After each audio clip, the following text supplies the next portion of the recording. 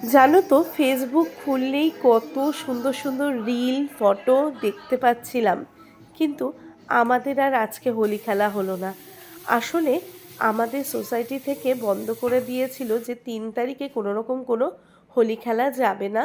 আমাদের যা যা অনুষ্ঠান হবে সমস্তটাই 4 তারিখ সকাল থেকে। 4 তারিখ সকালে আছে প্রভাত ফেরি, তারপরে আছে ফুলকি হোলি, আর তারপরে তো ডিজে, রেন ডান্স এইসব তো আছেই। আর 3 তারিখটা যেহেতু রাজের ছুটি ছিল, আমরা কোনো রকম কোনো হোলি কিছুই প্রিপারেশন ছিল না আমাদের, আর আমরা খেলিও নি। আর 3 তারিখে তো গ্রহণও ছিল। সমস্ত মিলেই আমরা পুরো দিনটা বাড়িতেই কাটালাম। কিন্তু সন্ধ্যের দিকে ক্রিসের একটা হোলির টি শার্ট কেনার জন্য স্পেন্সার গেছিলাম। তোমরা তো জানোই আমাদের বাড়ির কাছেই একদম শপিং মল, তা সেখানেই চলে গেছিলাম, কিন্তু টি শার্ট খুঁজে পেলাম না, সব শেষ। তা চলে এলাম বাড়িতে আবার। আর জানো তো, যাওয়ার আগে মাংসটাকে আমি ধুয়ে ভিনিগার জলে ভিজিয়ে রেখে গেছিলাম। আর বাড়িতে এসে নিয়ে বিভিন্ন ধরনের মশলা, টক দই, আদা রসুন বাটা, একটু কালার, তন্দুরি মশলা দিয়ে মাংসটাকে ম্যারিনেট করে আবারও কালকের জন্য ফ্রিজে রেখে দিয়েছি।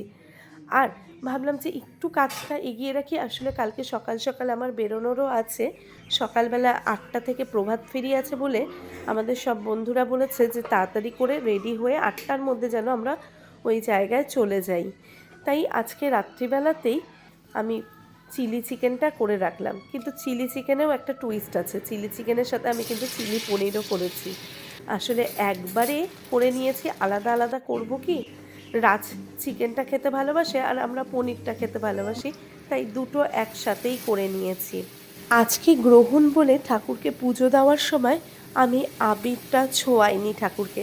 তাই কালকে সকালবেলা ঘুম থেকে উঠেই প্রথমে ঠাকুরকে স্নান করে আবিরটা ছুঁয়ে তারপরে কিন্তু আমরা গায়ে হোলির রং লাগাবো। আর কালকে যেহেতু প্রভাত ফেরি আছে, তাই আমাকে সকাল সকাল উঠতে হবে বলেই আমি সমস্ত কিছু আজকেই রেডি করে রেখে দিলাম। আসলে একার সংসার তো, সমস্ত কিছু রেডি করা সব নিজেকেই করতে হয়। আজকের ব্লগটা এখানেই শেষ করলাম, টাটা।